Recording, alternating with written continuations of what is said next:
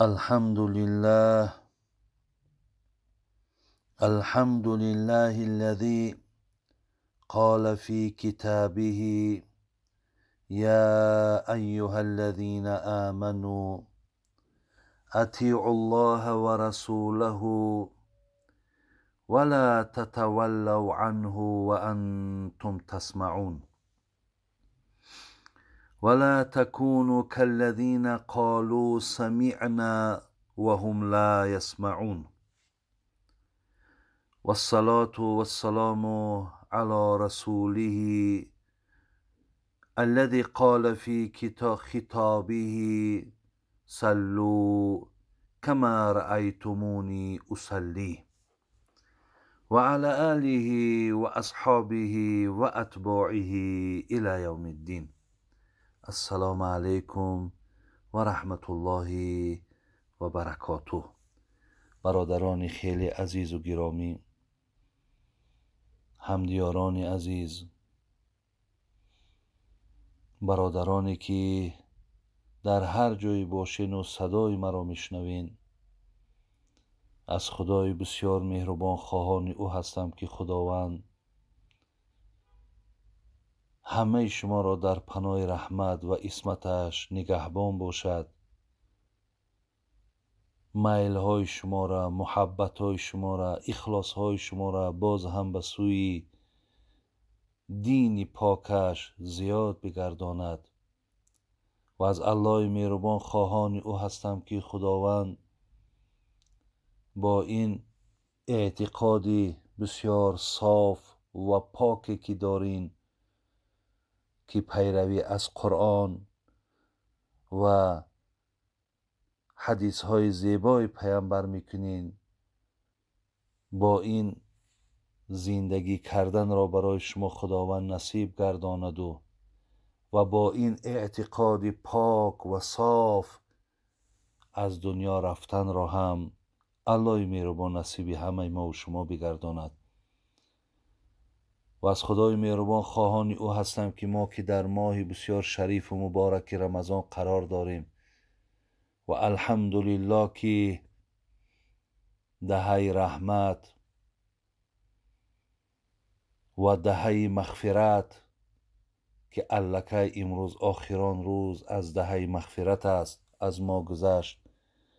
خداوند این روزها را از ما قبول گرداند و این دهه آخری که آزادی از عذاب الهی هست، خدای مهربان توفیقی روزه داشتن و این پاداش را در نامه اعمالمان نوشتن را از طرف پروردگار مهربانمان خواهان هستیم. و از خدای مهربان خواهش او را دارم که امروز که حقیقتا دل تمام مردمی روی عالم غم دارد، بسیار درد دارد و همه انتظاری این را دارد که کی می شود روزی که ما بی ترس و بی وهم بیرون می شویم، دنبال کارمون می شویم، باز برای زندگی و برای تأمین خانواده هامان دست به کار می شویم. خدای مهربان این آرزوهای جمیع بندگانت را حاصل بگردان. خدایا این بیماری که آمد بسیاری از بندگانی را که از بین برد، خدای مهربان رحمت و مغفرتشان بگردانی و آنهایی که الحال بیمارند خدایا شفاشون تی.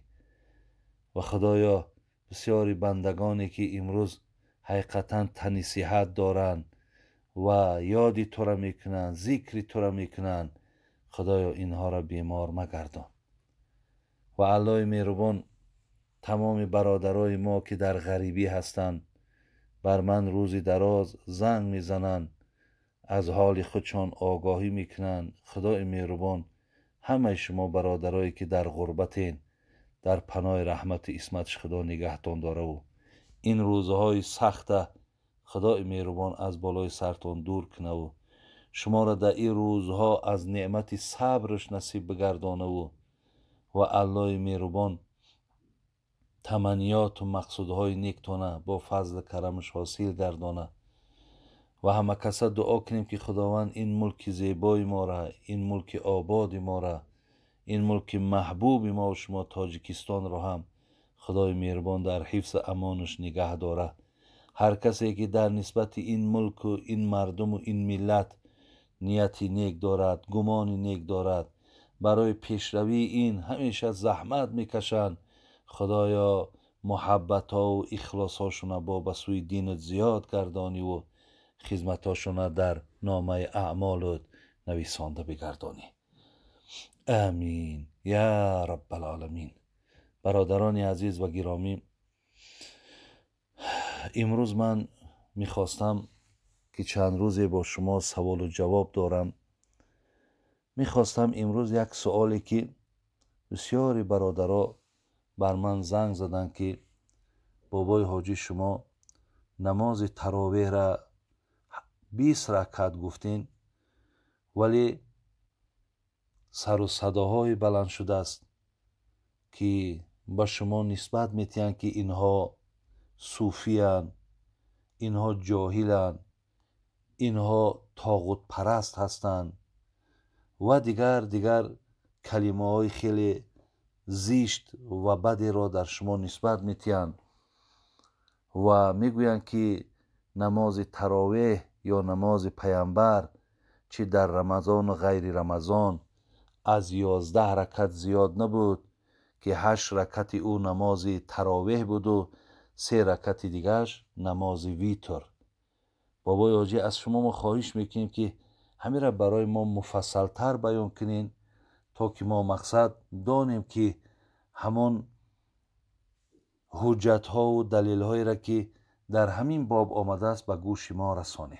برادران عزیز، من زین لحاظ خواستم که برای شما حجت هایی که در این باب آمده است به سمع شما رسانم و انشاءالله هر کسی که برادرای عزیز هر یک کلمه زیشت و درشتی را که در نسبت هر نفری نباشد وقتی روا میبیند، این از بی‌آدابی خود همو انسان است، این از تربیه ناسالم گرفتن همو انسان است و این دلالت بر همون میکند که حقیقتا همون قال الله که میگد یا قال رسول الله که میگد در این انسان اینها ضایع شدن و حیف شدن، زیرا که هیچگاه از زبان پیامبر نازنین و از اصحاب او سخنهای درشت یا زیشت در اطراف یکدیگر هیچگاه صدا نمیداد. اونها با یکدیگر برادر بودند و دوست بودند و هیچگاه مقصد یکدیگر را توهین و تحقیر نمیکردند. از این لحاظ ما برادرای عزیز در عوض آن سخنهای زیشتی که روا دیدن هیچگاه من خدمت به او انسان موافق نمیگردانم. شیخ سعدی را پرسیدن که ادب از کی آموخته؟ گفت از بی ادب. هرچی اونها بد کردن در نظرم بد آمد ما او را ترک کردیم. یعنی ما هیچ وقت از بی ادب برادر عزیز بی ادبی نمی آموزیم، بلکه رفتار اونها که حقیقتا زیشت است حرکت میکنیم که ما از زمره اونها هیچ وقت نباشیم.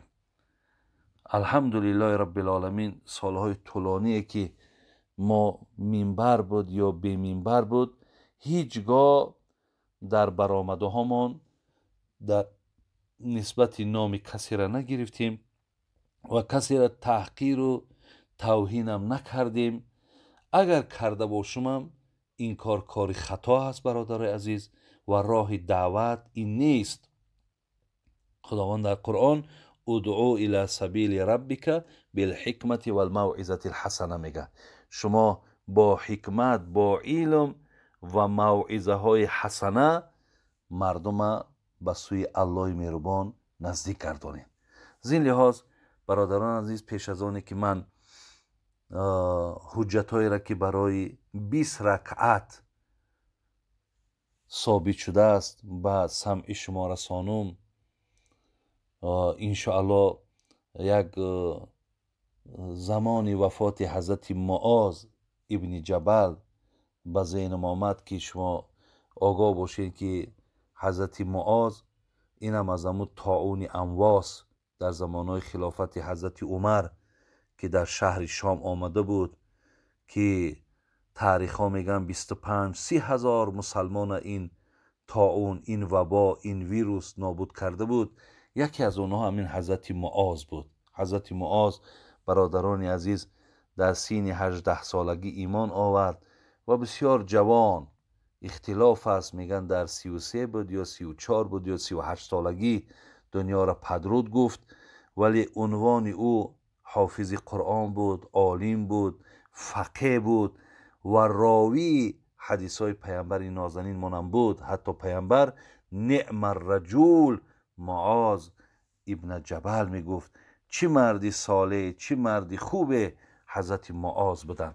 برادران از میگه وقتی که وفات حضرت معاذ نزدیک شد فرمود که ای الله، تو میدانی که من میخواستم که در دنیا بیشتر بمانم، ولی نه به خاطری که با دنیا محبت داشته باشم و نه به این خاطر که در اینجا نهرها و باغها و کوشکها بسازم، بلکه به این خاطر که میخواستم تا در روزهای گرم روزه بگیرم و از لذت این عبادت بچشم به خاطر دین و اکثر وقتها ما در گوش کردن پند و نصیحت بگذرانم. برادران عزیز و گرامی، خداوند از ایشان راضی باشد که از مشقتی که در روزهای گرمی روزه بدارم و خاطر دین که در این بیشتر ثواب است، من دنیا را به این خاطر دوست می داشتم. و دویم چیزی که مرا محبوبیت ما در این دنیا پیدا کرده بود این بود که میخواستم در کجایی که حلقه پند و نصیحت باشد خود ما در اونجا حضور گردم. خوش به حال کسانی که امروز روزدار هستین، خوش به حال آن کسانی که امروز این سخنهای را که الحال میشنوین شما پیگیری میکنین و وقت میآورین و گوش میاندازین. این پیروی از حضرت معاذ رضی الله عنه هست. برادران عزیز، اکنون من میام سری سخنی که در باب تراویح که 20 رکعت انا عزیزان خدا چی ها گفتن شما گوش اندازین و بعدا خداتون برادر عزیز قضاوت کنین که آیا نماز تراویح 20 رکعت است یا گفتی همون نفرهایی که سر و صدا بلند میکنن که پیامبر هیچگاه در رمضان و غیر رمضان از 11 رکعت نماز زیاد نداشت. آیا سخنی اونا تا چی اندازه حقیقت دارد یا اینکه نماز تراویح 8 رکعت است؟ انشاءالله شما خودتون از این صحبتی که من میکنم شما خودتون خلاصتون براره.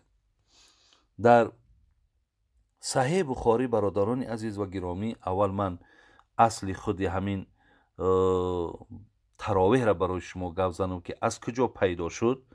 این از جناب عبدالرحمن ابن عبد القاری میگوید که در یکی از شبهای ماه رمضان میگد همراه حضرت عمر ابن خطاب به مسجد رفتیم و دیدیم که مردم به طور پراکنده، یعنی بعضی ها تنها گذار بودن و گروه با نمازگزار اقتدا کرده نماز میخواندند.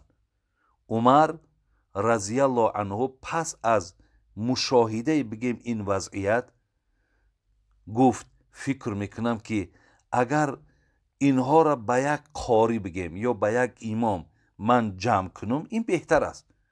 آنگاه همه را از پشت حضرت ابی ابن کعب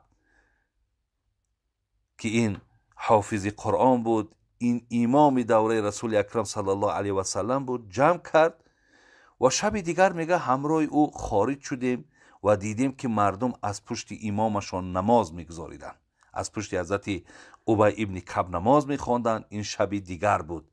حضرت عمر گفت که یعنی چی بدعت یا چی روشی خوبه را اساس گذاشتیم و نمازی که از آن خوابشان میبرد از این نمازی که مقصد ما برپا کردیم، بین از این نمازی را که الحال اینها برپا میکنن بهتر است. یعنی اون نمازی که اونها در تنهایی میخواندن یا یک کس دو کس اقتدا میکردن میخواندن، در اون نماز مقصد بسیار یک حالتی خواب آمدن بود، تنبلی بود. ولی این نمازی را که ما مقصد برپا کردیم، یک امام و چند نفر در پشت این امام نماز میخواند، البته گفت این بهتر است. برادرای عزیز و گرامی، این سخنی بود که جناب امام بخاری هم در کتاب معروف و مشهور و کتاب صحیح خودش این سخن را آورد و گویم این از سنتای حضرت عمر رضی الله عنه انا ثابت شد که حضرت مقصد با یک امام مردم جمع کرد و در پشت این برادرای عزیز و گرامی گویم اگر هزارها هم که گویم، زیرا حضرت عمر سپارش بر تمام منطقه ها داد زمان خلافتش ده که همه نماز تراویح را با همین شکل خواند.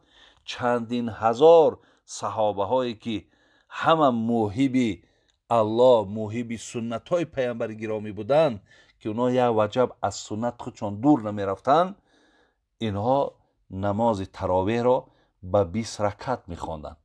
برادر عزیز، ولی بعضی تهمت ها هم در حق حضرت عمر هم کردند که گویا حضرت عمر یک بدعت را، یک نوآوری را، یعنی گویم برخلاف کرده پیامبر گرامی گویا که این دست زده باشد. که هر کسی که این سخن را میگوید باور کنیم برادرای عزیز، این انسان دیگر همون سخنش یا همون دینداریش هیچ دیگر اهمیت ندارد و بخشیدنی نیست.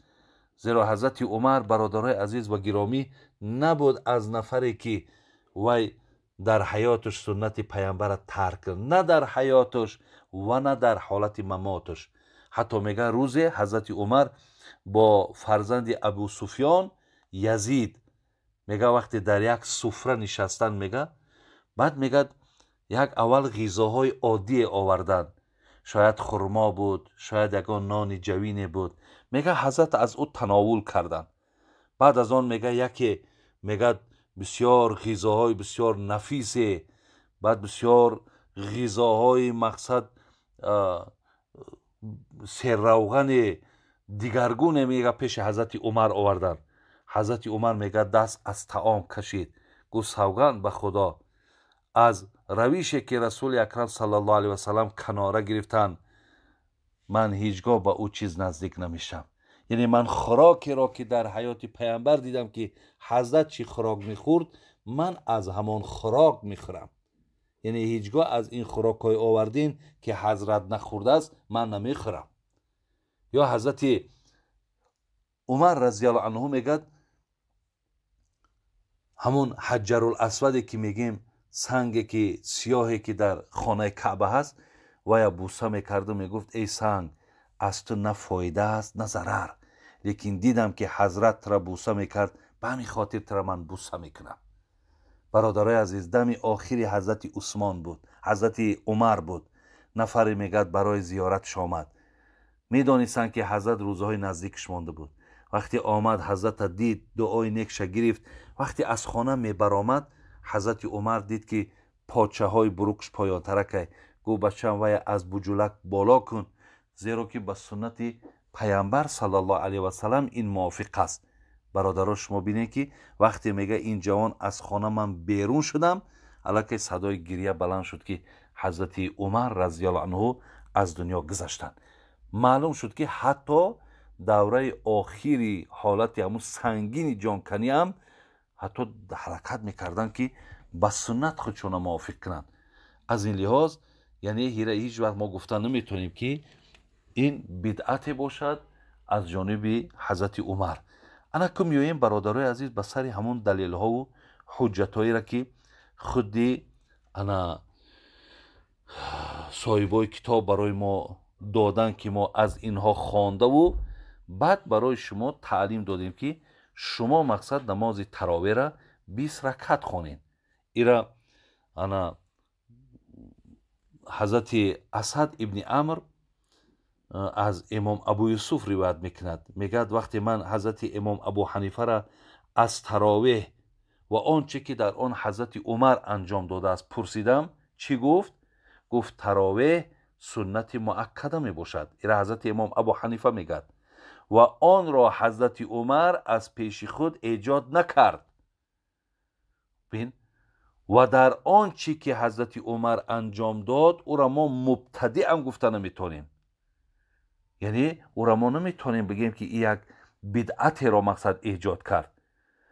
برای امر کردن برای 20 رکعت گزاریدن نماز تراویح از پیامبر صلی الله علیه و سلم اصل و عهد داشته است. این سخن حضرت ابو حنیفه است. برادر عزیز، حضرت عمر سنت کرد با جماعت گذراندن نماز تراویح را و ابی ابن کعب را امام تعیین کرد و این همه در برادرها ایرا وقتی که حضرت عمر این سنت ایجاد کرد یا مردم به 20 رکعت دعوت کرد امام گذاشت، میدونین که در اون جمع آمد کیها بودن؟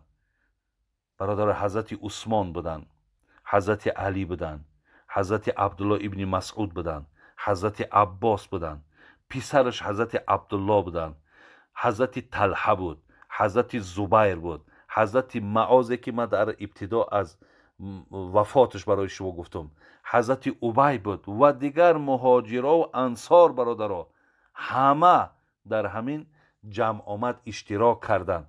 وقتی که این نماز خواندن و تمام کردن هیچ کدامی همونها برادر اعتراض نکرد که ای عمر این چه عبادتی بود که مقصد تو برخلاف پیغمبر کردی. انا همین برادرای عزیز و گرامی معلوم میشد که دلیلی را که مثال نفرهایی که 20 رکعته میخوانند، خب ببینید چقدر قوی هست که کردار حضرت عمر یگان صحابه اعتراض نمیکند. حتی بعد حیات حضرت عمرم حضرت عثمان در خلافتش، حضرت علی در خلافتش، ببین تا امروز برادرای عزیز این را مردم 20 رکعت خوانده آمده ایستادند. زین لحاظ همچنان شما اکو برادرها خودتان در ذهنهاتان بگیرین که مثال حضرت امام ابو حنیفه با همین قدر خب گویم علم و مرتبه و مقام، حضرت امام شافعی با همین قدر علم و مقام و مرتبه، با حضرت امام احمد حنبل با همین قدر علم و مقام و مرتبه، حضرت امام مالک که وی به 36 رکعت، این سه امام به 20 رکعت رفتن. آیا برادران عزیز شریعت را اینها درست میفهمیدن یا ما؟ یا بینیم برادرای عزیز و گرامی همین هایی که امروز 8 رکعت میگن یا نماز پیامبر از 11 تا زیاد نبود. ولی من در پایان صحبت میگم تا که پیامبر 11 تا بود نمازش یا بیشتر کمتر بود. از این لحاظ بین اینها عرب بودن، اینها به زمان پیامبر نزدیک بودن، اینها تابعین بودن، اینها صحابه های پیامبر را دریافت کردن و اینها مقصد همه 20 رکعت میخواندن. حتی جناب گویم حتی امامی که در 7 علوم شرعی، ولی بین در 7 علوم شرعی ایرا علامه علی قاری میگن که حضرت چی میگه؟ میگه که من عبارهاش برای شما نخوانم، میگه صحابگان معنای سخن حضرت علی قاری، ملا علی قاری که این آدم محدثه، حتی کتابی موضوعات داره که حدیثای صحیح را از غیر صحیح جدا کرده است. این حضرت در مرقات المفاتیح بگیم در شهر مشکات المصابیح در همین کتاب میاره، میگه که صحابه ها اجماع کردن که تراویح 20 رکعت. برادرها اجماع صحابه ها، جمع صحابه پیغمبر، همزمان پیغمبر، دوستای پیغمبر، همه بر همین اعتقاد بودن که نماز تراویح 20 رکعت. همزمان علامه شنقیطی هم این نظر دارد، میگد که در رمضان میگد عدد رکعت تراویح 20 رکعته. علامه شنقیطی میگه. همچنان امام ابن عابدین شامی که بسیار یک شخصیت معروف و مشهور در مذهب ما و شما هست برادرای عزیز، که بسیار کتابی مشهورش همون رد المحتار که بسیار مشهور کتاب است، این حضرت چی میگه؟ این حضرت هم برادرای عزیز میگه که تراویح 20 رکعته و این قولی میگه جمهور است و بر آن مردم در شرق و در غرب عمل میکردن.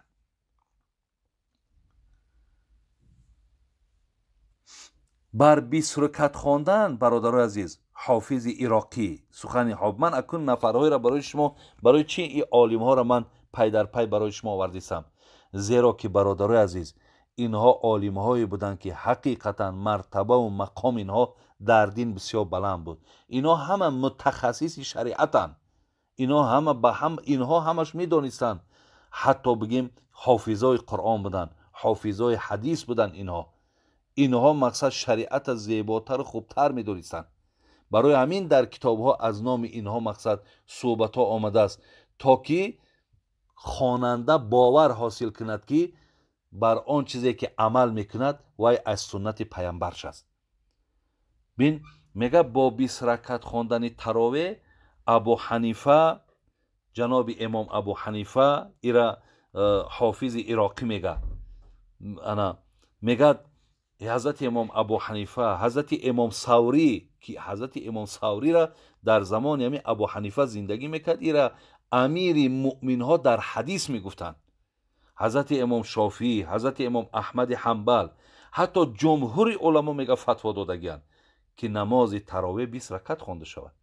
ابن ابو شیبه در مصنفش برادر عزیز که اینم یکی از محدثای بسیار مشهور است، ای حضرت عمر، از حضرت علی، از حضرت شکل ابن شکل، ابن ابو ملیکه، حارث حمدانی، ابو بختری، میگه 20 رکعت خواندن روایت کردگیان.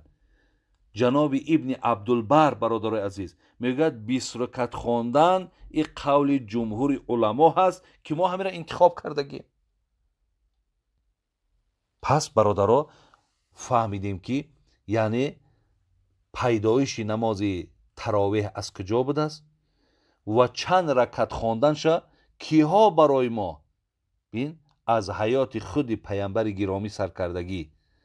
تا مثال حضرت عمر که با چندین هزار اصحابش میخوان که اونها برادرها، اونها اگر یک نفر خلاف سنت پیغمبر میرفت، به خدای مهربان قسم ویا تماما از معرکه و از همه خارج میکردن که تو مثال خلاف پیغمبری خدا رفتی. حضرت عثمان بین وقتی میگه در یک طهارت مردم نگاش کردن، در حالت طهارت میگه تبسم کرد. گفتن حضرت یگان سخن یادت آمد، چرا تبسم کردی؟ گو یک بار پیامبر را دیدم که در حالت طهارتش تبسم کرد، خواستم که با حضرت پیروی کنم، یعنی همچون سنت را احیا کنم که حضرت در حالت طهارت تبسم میکرد. شما ببینید چقدر حضرت ها هر یک قدم پیامبر را پیگیری میکردن.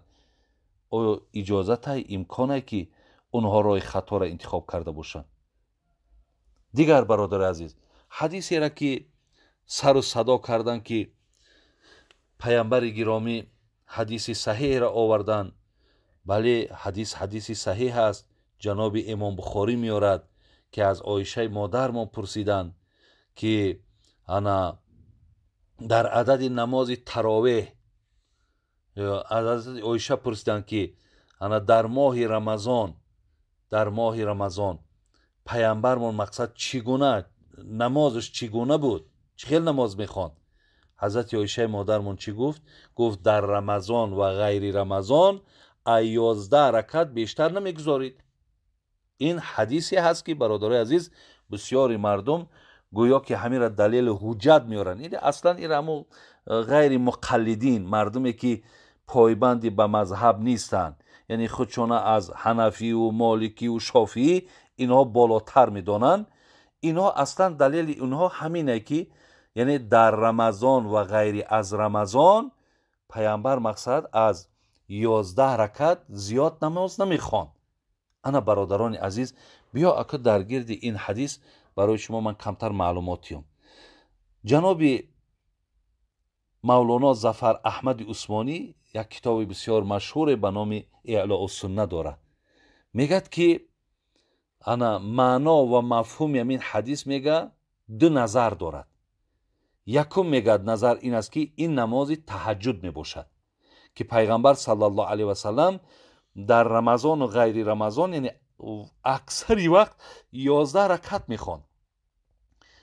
لیکن ظفر احمد چی میگد؟ میگن که نماز تراویح این نماز دیگر است. میگه این نمازی هست که او را میگه پیامبر همگی 3 بار با جماعت خواندگی از جهت آنه که بر امتش فرض نشود، به همین خاطر باید ترک کرد. یک نظر میگه. دویم نظر میگه همین است که از 11 رکعت آمده که در اکثر وقتها پیامبر 11 رکعت بین از 11 رکعت حضرت عایشه مادرمان گفت دیگر حضرت هیچگاه زیاد نماز نمیخواند. لیکن عدد کمترم از پیامبر ثابت شده است و عدد زیادم از پیامبر ثابت شده. این نظری میگه جمهوری علما هست. برای همین نماز بعد تهجد برادر عزیز شما یک چیز بدانید که این پیش ای ماه رمضان هم بود، ولی نماز تراویح این بعد فرض شدن ماه مبارک رمضان آمد. این نماز که پیامبرمان مقصد 3 شب خواندن 23 25 27 به خاطر آنه که بر امتش فرض نشود. با همین را برادرها دلیل نکنید که پیامبر 3 روز خوانده است باید 3 روز بخونیم و 4 روز نخواندنش به خاطر که می برآمد اگر یعنی این نماز بر ذمه ما فرض میشد، به این خاطر نبرآمدن. زین لحاظ یعنی نماز تهجد پیش از رمضان هم بود و این نماز تراویح این بعد فرض شدنی مقصد روزه پیدا شد.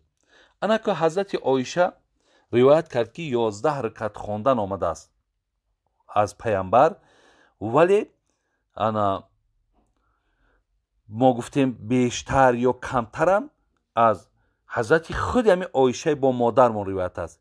میگد که انا از 13 رکعت این حاضر در حدیثی که خواندیم از بخاری حضرت عایشه گفت که در رمضان غیر رمضان از 11 رکعت زیاد نمیخوان. خب قبول. البته این حدیث صحیح از پیغمبر نازنین ما قبول داریم سخن مادرمون عایشه. ولی باز بین حدیث دیگری باز در همین امام بخاری حدیث 1170 که از خود عایشه باز برادرای عزیز باز مقصد چی گفتن؟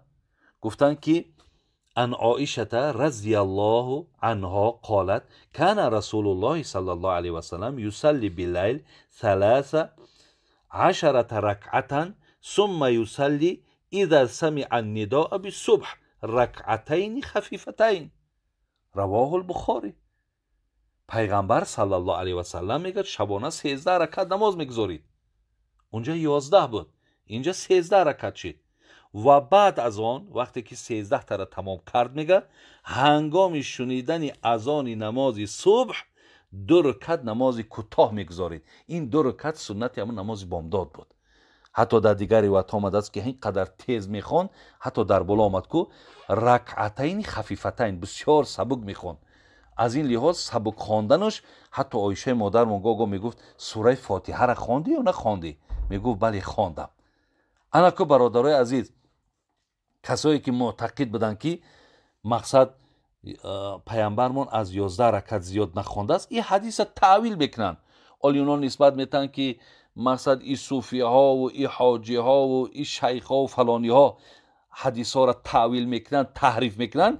این خود البانی حتی همون نفری که اینها مقصد برای خودشون این را همچی یک بسیار رهبر کلام قبول دارن، اگر چند ما میگیم خدا میارم رحمت و مغفرت کند، اینا هم نفرهایی بودن که خب اجتهاد کردن، در اجتهادشون خطا کردن، کمبود کردن. خب ما این خیلی تعصب نداریم برادر عزیز. ما بدبینی در نسبت مقصد نفرهایی که بگذار اگر چند غیر مقلدین هم که باشن، ما رنگ اینها برادر دلهامون سیاه و سخنهای قبیح و درشت نمیگیم. بلکه تعویل امیر خود البانی آورده است که گویا که اون 2 رکعت از نماز سنت خفتن پیامبر باشد.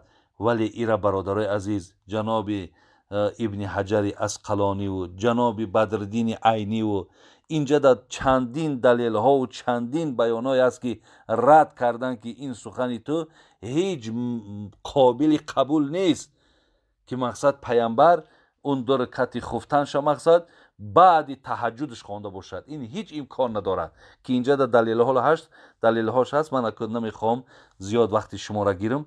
حتی همین حدیث بین 11 رکعته و 13 رکعته را جناب امام قرطبی برادرای عزیز که حتی ابن حجر اسقلانی هم در فتح الباریش میارد، میگه که همین روایت هایی که حضرت عایشه در مورد نماز شب در بسیار اهل علم میگه مشکلات ایجاد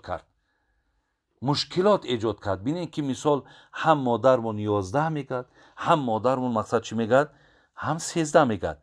اکو باز در برابر ای برادرها ببینید جناب ابن عباس روایت باز صحیح دیگر از بگیم که حضرت ابن عباس حدیث میاد و دیگر از صحابه دیگر زید ابن خالد جوحنی از او 13 تا 15 رکعت نماز شب اثبات شده است. برای همین اینجا در من میارم حاضر دلیلی را که مثال جناب ابن عباس آورده، ای هم در بخاری برادر عزیز. شما بینید که میگه قال عبدالله ابن عباس فصل رکعتین ثم رکعتین ثم رکعتین ثم رکعتین ثم رکعتین ثم رکعتین. بین 6 بار حضرت عبدالله ابن عباس چی میگه؟ میگه که حضرت 2 رکعت گذارید، بعد از اون 2 رکعت، باز 2 رکعت، باز 2 رکعت، باز 2 رکعت، باز 2 رکعت.